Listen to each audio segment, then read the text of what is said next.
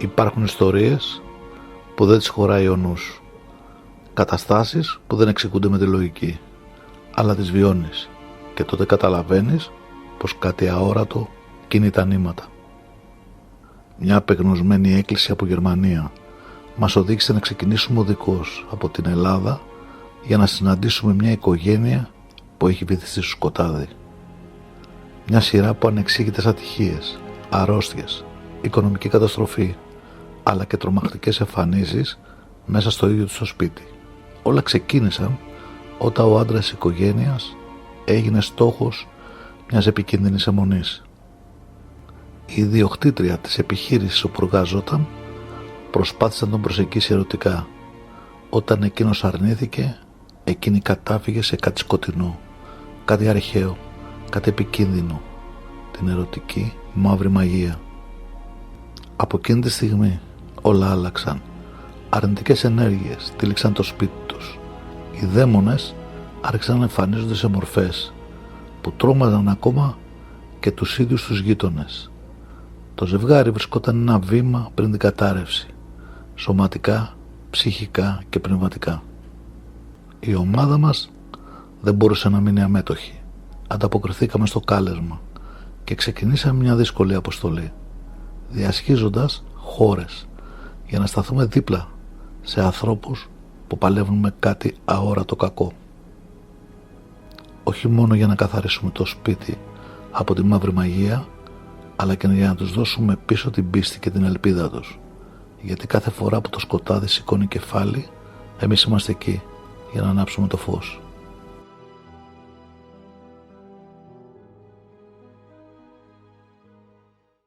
Φέτος 25 χρόνια μαζί, δεν έχουμε κοιμηθεί μαλωμένοι, δεν έχουμε αλλάξει δωμάτια να βρίζουμε ο ένας τον άλλον και στα ξαφνικά μένει του απ' έξω εμφάνιση και από μέσα κούφιο. Είχα φτάσει 68 κιλά. Γιατί, τι σου έχουμε κάνει? Δεν ξέρω.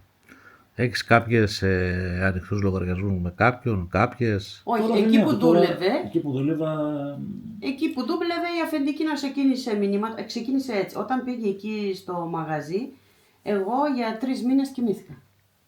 Ερωτική μαγεία δηλαδή. Ναι. Πολύ ισχυρό αυτό το πράγμα. Εγώ για 3 μήνες κοιμόμουνα. Δηλαδή δούλευα νύχτα και από το 8ωρο που δούλευα μπορεί να κοιμόμουν 4 ώρες στη δουλειά. Και στο σπίτι από την ώρα που ερχόμουν έπεφτα για ύπνο, δεν τον άκουγα ότι έρχεται, φεύγει, πήγαινε το παιδί στο σχολείο, γυρνούσε, μαγείρευε, γιατί εγώ ήμουν τέζα. Έβαζα ξυπνητήρια 2 τηλέφωνα και δεν άκουγα. Έλεγα το παιδί ξύπναμε να πάω για δουλειά. Και στη δουλειά κοιμόμουν. Δούλευα σε ένα γεροκομείο, νυχτερινή βάρδια και εκεί κοιμόμουν. Ένιωθες δηλαδή ότι κάτι στο μυαλό σου, στο σώμα σου... Τίποτα. Ήμουνα εντελώς χωρίς δύναμη. Πήγα στο γιατρό, έκανα εξετάσεις, δεν με βρήκε τίποτα. Εγώ συνέχιζα να κοιμηθώ. Εγώ κοιμόμουν 20 ώρες από το 24ωρο. Πριν πόσο καιρό έγινε αυτό? Πριν περίπου 3 χρόνια. Και μέχρι τότε... Δηλαδή έφυγες εσύ από τη δουλειά, έφυγα εγώ. άλλαξε δουλειά. Όταν έφυγα από τη δουλειά και άλλαξα δουλειά. Περίμενε, γιατί το μπερδέψαμε τώρα αυτό με τον ύπνο. Ναι. Με τον ύπνο ήταν όταν εσύ πήγες εκεί και έπιασες δουλειά. Όταν πήγα εγώ και έπιασα δουλειά εκεί, ξεκίνησε αυτό το πράγμα. Όταν έπιασε δουλειά εκεί, εγώ κοιμήθηκα για 3 μήνες τουλάχιστον. Δεν είχαμε καμία επαφή, καμία επικοινωνία και ακόμη όταν εγώ είχα ρεπό, εκείνη την ημέρα εγώ κοιμόμουν. Μέρα νύχτα κοιμόμουν. Δηλαδή μπορεί να κοιμόμουν 2 μέρες, 2 νύχτες. Τόσο, για 3 μήνες.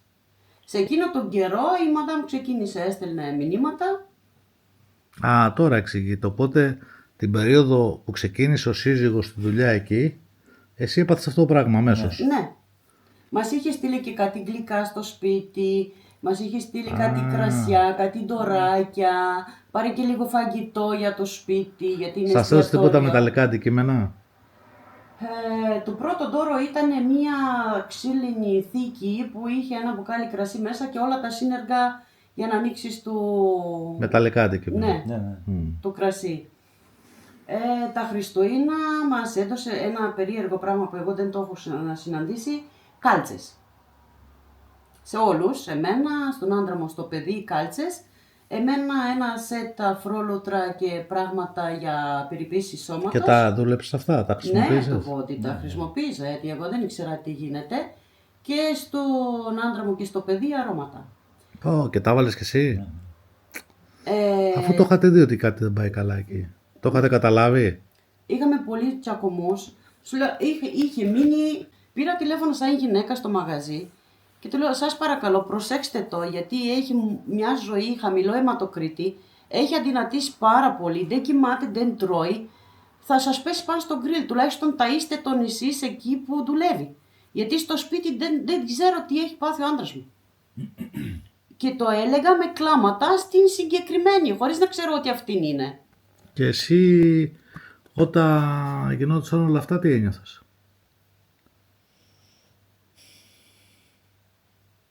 Τίποτα, δηλαδή από το σπίτι εδώ πέρα η γυναίκα μου ήταν.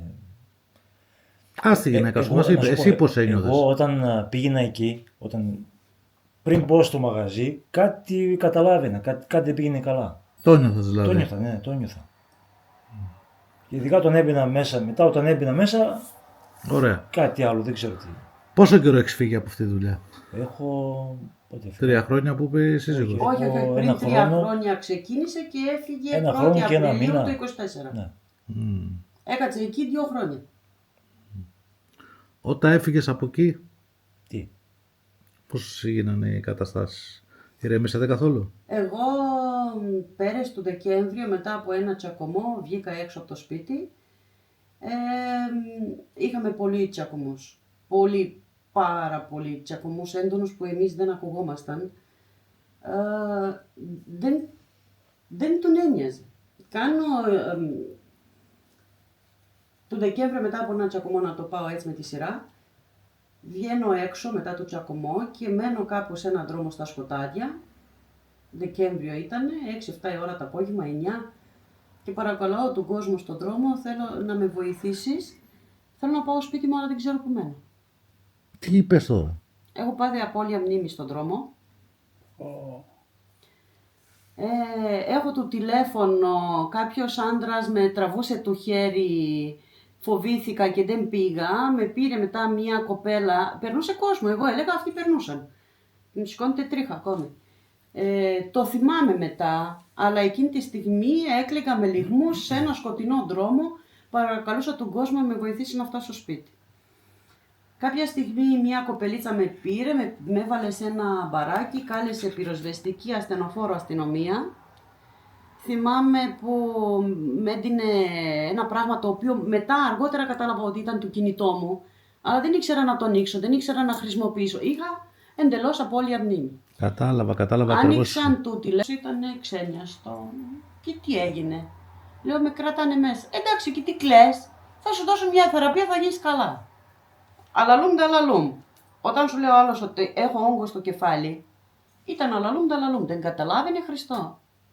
Να σε ρωτήσω, κατάλαβα πολύ καλά τι έχεις του συμβεί εσένα. Μετά από αυτό έχει πάω άλλα, στο έχει γιατρό. πολλά. Μετά από αυτό πάω στο γιατρό. Ξεκινάνε άλλες εξετάσεις. Βρίσκει την θηροειδή που πρέπει να είναι 30 με 90, η δικιά μου ήταν 270. Σε μία εβδομάδα η θηροειδή έπαιρνε το ασβέστιο από τα κόκαλα και το πήγαινε όπου να είναι. Στις εξετάσεις που έκανα στο νοσοκομείο με βρήκε όγκο στο κεφάλι, μικρό εγκεφαλικό εδώ και εδώ μέσα στην αρτέρα φτιαγμένο ένα καλτσινό, ένα κόκαλο. Ένα κόκαλο μέσα στην αρτέρα που είναι κολλημένο πάνω στην αρτέρα. Πάω στο γιατρό, ανακαλύπτουν την θηροειδή, κάνω χειρουργείο θηροειδή. Την πρώτη νύχτα δεν κοιμήθηκα, τη δεύτερη νύχτα μετά το χειρουργείο κοιμάμαι. Με κούνησαν οι νοσοκόμες και με ξύπνησαν γιατί με είχαν καταμετρήσει, εγώ 26 δευτερόλεπτα δεν πήρα ανάσα. Ξεκινάνε άλλες εξετάσεις. Διαφορά του νοσοκομείου με το πονοκέφαλο, το χειρουργείο με τη θηροειδή, ενδιάμεσα τους ήταν περίπου 1 μήνα. Τι ένιωθες και τι έκανες? Είχες επιπτώσει στην υγεία σου? Σε βλέπω είχες.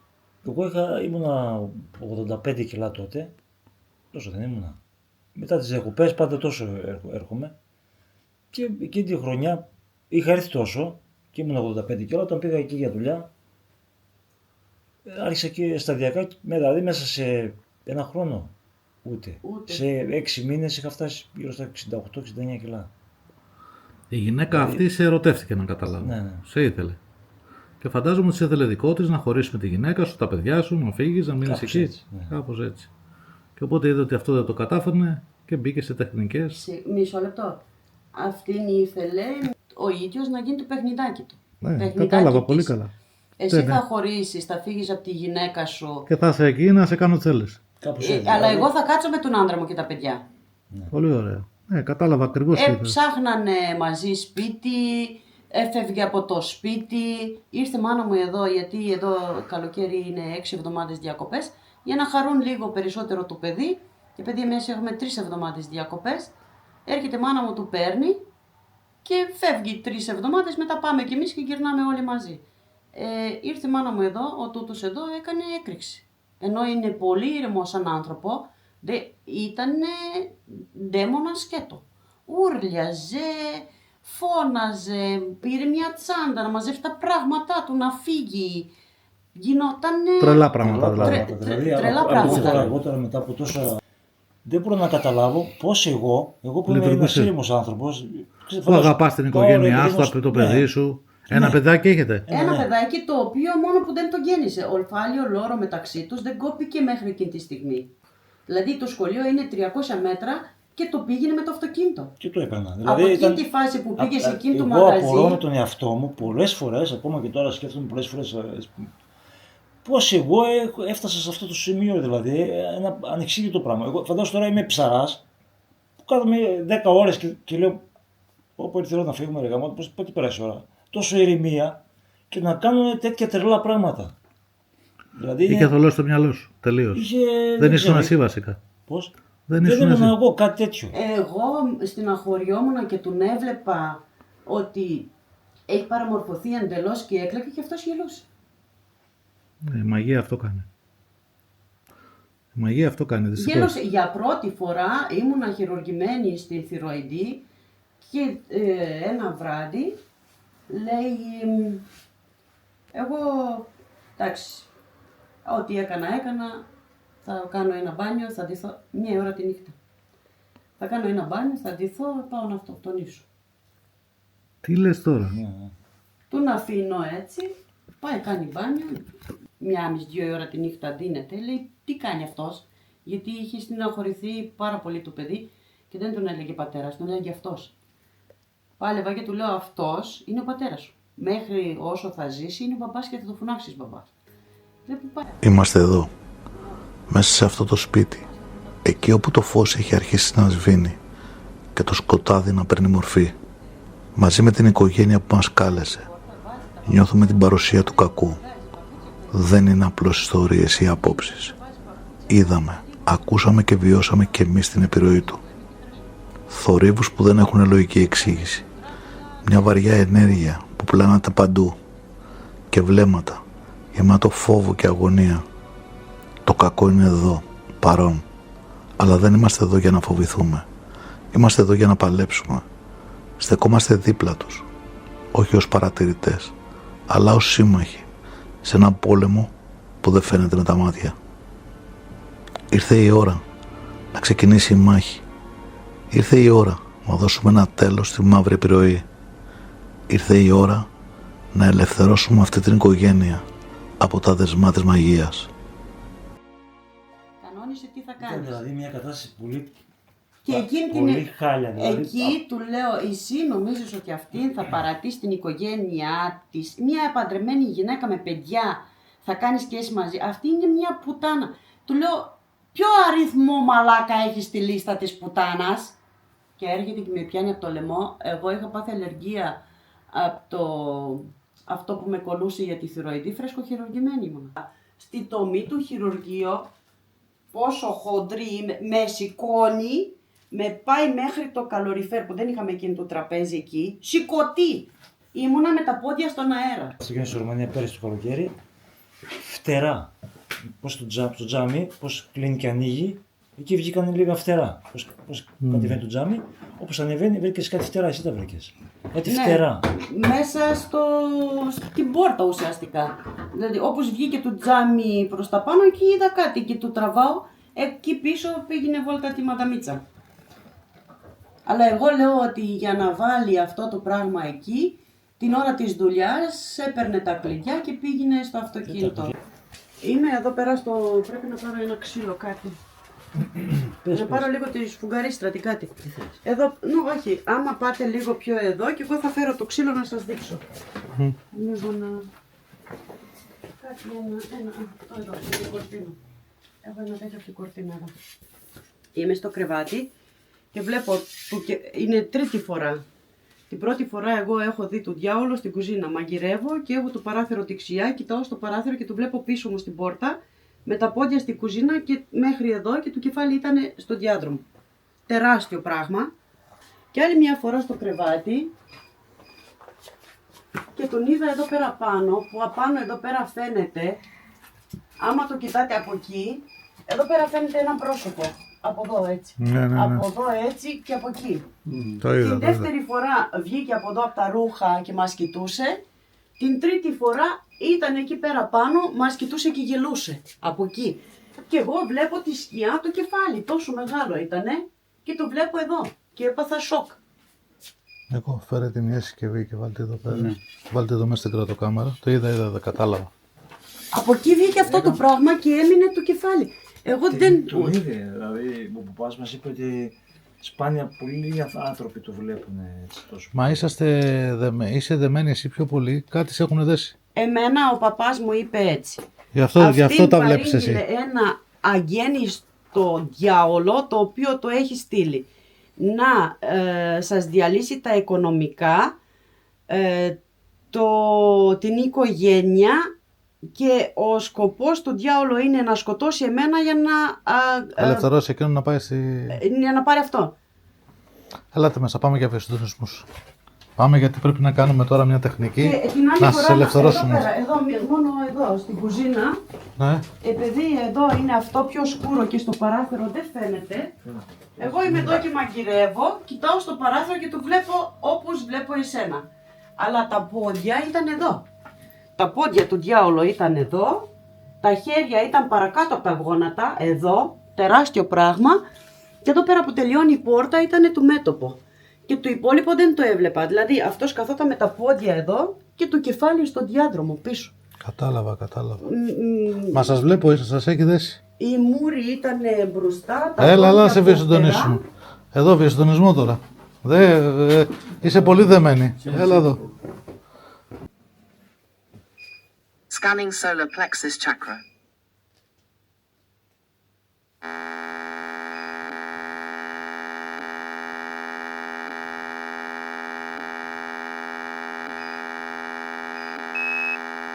Energy blocks detected.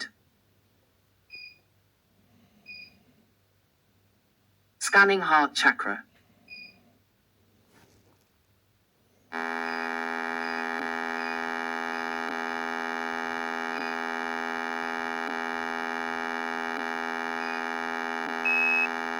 Energy blocks detected. Όχι, Scanning ενέργεια, crown ενέργεια. chakra. Αυτό, Κοιτάξτε τις καναπέδες, έχω ξύλο στα ντουβάρια. ενέργεια, αυτό που κάνει τώρα τα μηχανήματα είναι ενέργεια και αντικείμενα. Θα δούμε για αντικείμενα. Έχω ανακοινώσει το παιδί του δωμάτιο, έχω αλλάξει κρεβατοκάμερα, έχω αλλάξει Energy scan κορτίνες, completed successfully. καναπέδες. Έχουμε κοιτάξει το μισό το Warning. σπίτι. Energy blocks detected during scan.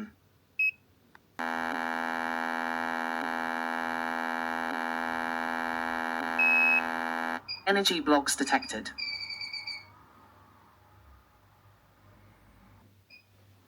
Scanning crown chakra. Μόνο στον Αχιλλέα να μην πει γιατί είναι και το σκυλί εκεί. Ναι.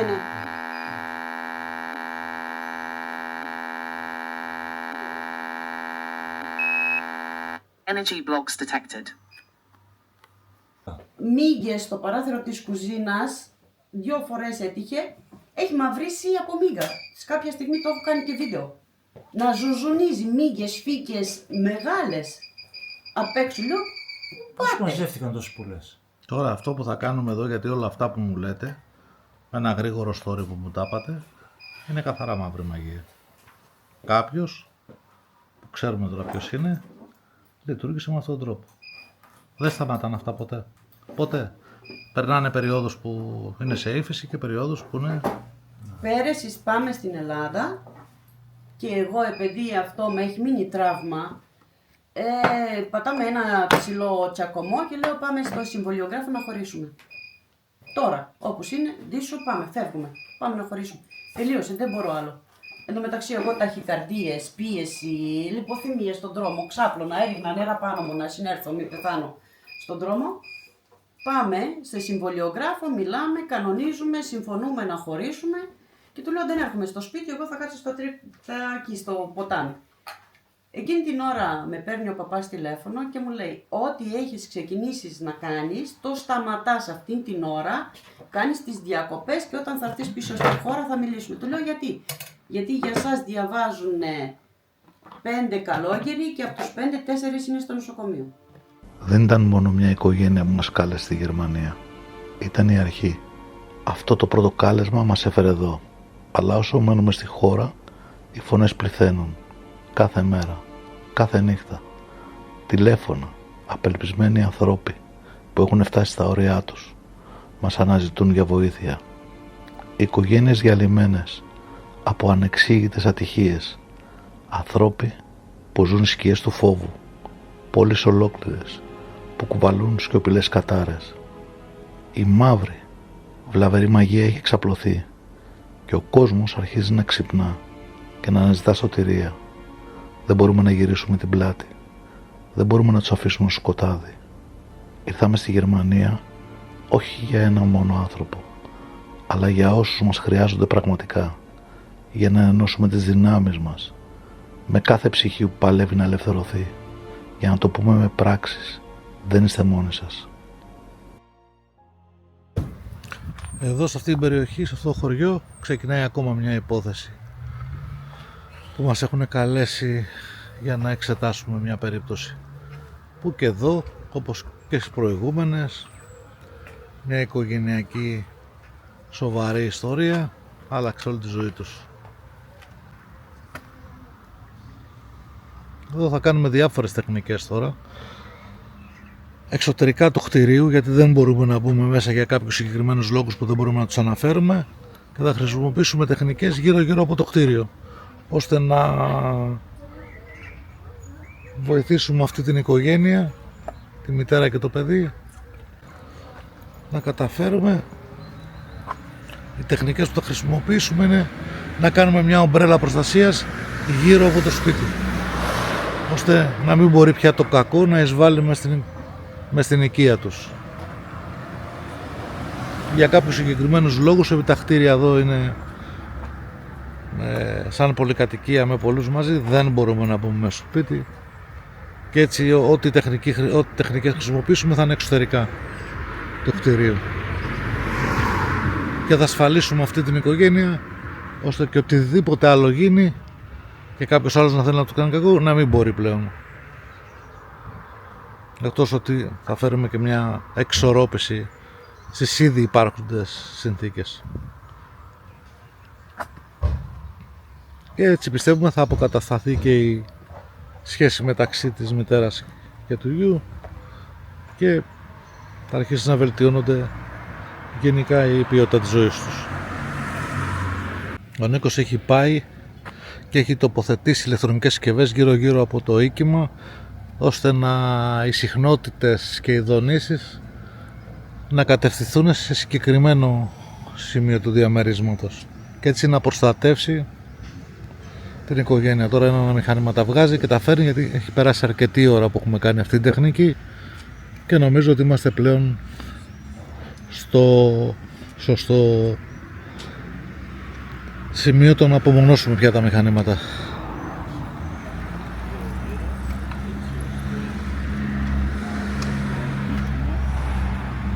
Οι συσκευές τοποθετηθήκαν γύρω από το οίκημα, στη μια πλευρά έβαλε ο Νίκος, στην άλλη εγώ. Τώρα αρχίζουμε σιγά σιγά και τα βγάζουμε. Έχει περάσει αρκετή ώρα και έχει ολοκληρωθεί η τεχνική του βιοσυντονισμού του χώρου. Όπως κάνουμε βιοσυντονισμό στον ανθρώπινο παράγοντα, το ίδιο μπορούμε να κάνουμε και σε έναν χώρο. Με διάφορες τεχνικές και ηλεκτρονικές συσκευές κατάλληλες μπορούμε να φέρουμε μια εξορρόπηση στο χώρο. Να φέρουμε δηλαδή μια ισορροπία θετικής ενέργειας. Και αυτό κάναμε στη συγκεκριμένη περίπτωση. Τώρα σιγά σιγά κάνουμε τις τελευταίες τεχνικές μας και θα αποχωρήσουμε από το χώρο. Έχουμε ενημερώσει την οικογένεια και σε λίγο θα πάμε στην επόμενη αποστολή μας. Η αποστολή μας συνεχίζεται και το ταξίδι μας από πόλη σε πόλη είναι γεμάτο αγωνία, προσμονή και μια αίσθηση καθήκοντος. Κάθε χιλιόμετρο που διανύουμε μας φέρνει πιο κοντά σε εκείνους που μας χρειάζονται. Μέσα από το παράθυρο του αυτοκινήτου παρακολουθούμε την αλλαγή του τοπίου. Οι πόλεις περνούν γρήγορα μπροστά μας.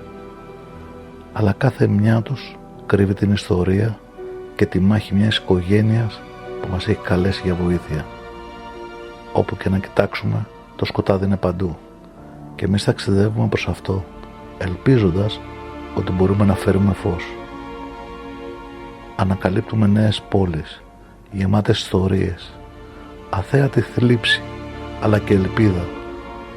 Κάθε νέα διαδρομή μας φέρνει πιο κοντά στους ανθρώπους που προσπαθούν να αποτινάξουν την κακή ενέργεια που τους έχει κυριεύσει. Τα πλάνα αλλάζουν, οι πόλεις συνεχώς εναλλάσσονται, αλλά εμείς έχουμε έναν μόνο σκοπό, να φτάσουμε στον προορισμό μας και να ελευθερώσουμε όσους μας χρειάζονται.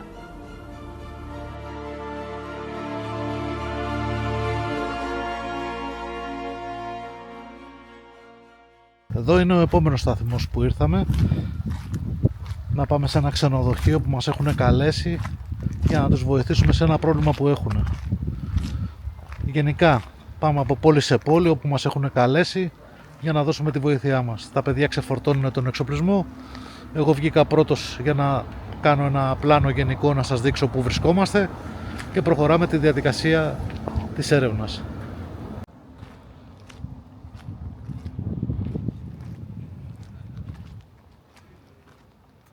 Γενικά στη Γερμανία βρέχει συχνά και τώρα, ενώ είχαμε 30 βαθμούς το πρωί, τώρα έχουμε βροχή και κρύο.